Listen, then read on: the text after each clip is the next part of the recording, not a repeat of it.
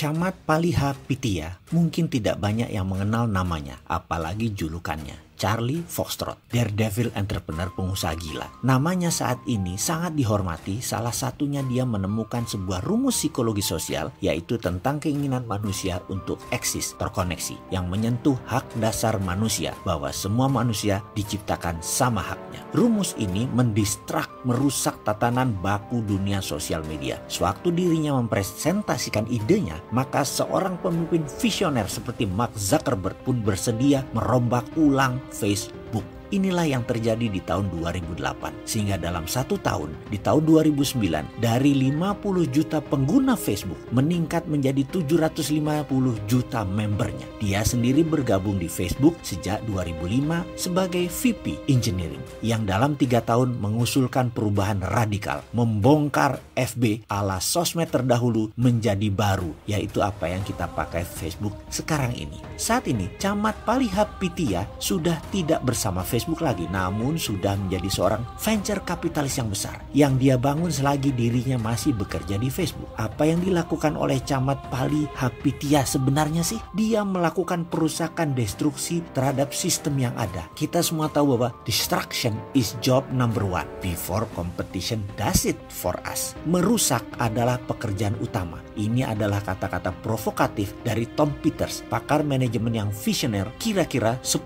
tahun yang lalu. Tugas utama pemimpin bisnis adalah merusak bisnis. Sekilas pernyataan ini gendeng, tapi coba kita lihat. Pernyataan Tom 1 dekade lalu ini terbukti benar adanya. Menurut Tom, kini seorang pemimpin bisnis memang tak cukup lagi hanya piawai membangun bisnis. Dia juga harus piawai merusak bisnis. Steve Jobs piawai merusak Apple dari Apple 1.0 yang hampir bangkrut menjadi Apple 2.0 yang gagah perkasa dengan iPod, iPhone, atau App Store-nya. Di Indonesia, kita punya Ignatius Jonan yang piawai merusak KAI 1.0 yang lelet menjadi KAI 2.0 yang gesit. Helmi Yahya merusak TVRI 1.0 yang kuno dan tidak menarik dalam hanya 2 tahun menjadi naik 300 share ratingnya seperti saat ini, TVRI 2.0. Sebaliknya, perusahaan-perusahaan yang dulu hebat seperti Kodak, GM, General Motor, Nokia, Sony terus-menerus babak belur mengalami kemunduran karena tidak kunjung menemukan CEO yang mampu merusak fondasi model bisnis yang kini sudah tidak relevan lagi. Karena itu seorang CDO, Chief Destruction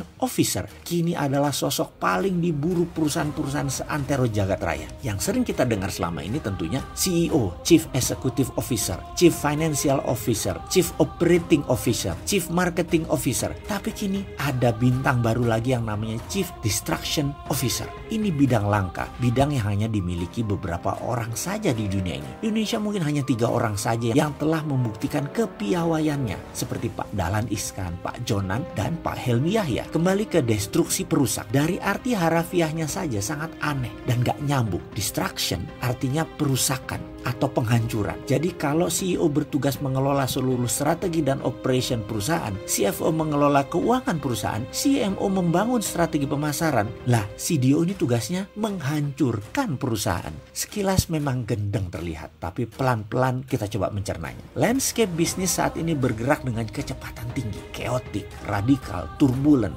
volatile, uncertain, unpredictable, dan banyak lagi istilah yang digunakan menggambarkan keadaan saat ini. Landscape bisnis yang bergerak dengan super cepat ini bukannya tanpa resiko dan berbahaya. Bahayanya sangat-sangat besar. Mau contoh, layanan surat pos mati dimakan killer apps baru seperti email, WhatsApp, ATM, Kodak yang lebih 100 tahun perkasa kemudian dihabisi oleh layanan foto sharing yang diberikan perusahaan startup anak kemarin sore seperti Instagram dan lain sebagainya. Toko kaset legendaris Aquarius di Mahakam Blok M favorit saya itu dibunuh platformnya oleh iPod Store dan podcast. Untuk bisa survive di tengah perubahan yang chaotic tersebut, kuncinya terletak pada satu kata, penghancuran. Untuk sukses di era yang cepat seperti ini, kita tak boleh segan-segan menghancurkan sendi-sendi kesuksesan masa lalu kita. Break with the immediate past. Kenapa? Karena barangkali formula dan sendi-sendi kesuksesan tersebut sudah tidak relevan lagi sekarang. Ke depan, bagaimana dengan bisnis Anda para sahabat? Kalau bisnis model tidak cocok lagi sesuai dengan masa kini dan masa depan, segera hancurkan, kemudian bangun kembali organisasi Anda tersebut dengan cepat. Kita tak perlu ragu untuk menghabisi model bisnis lama yang sudah tak relevan lagi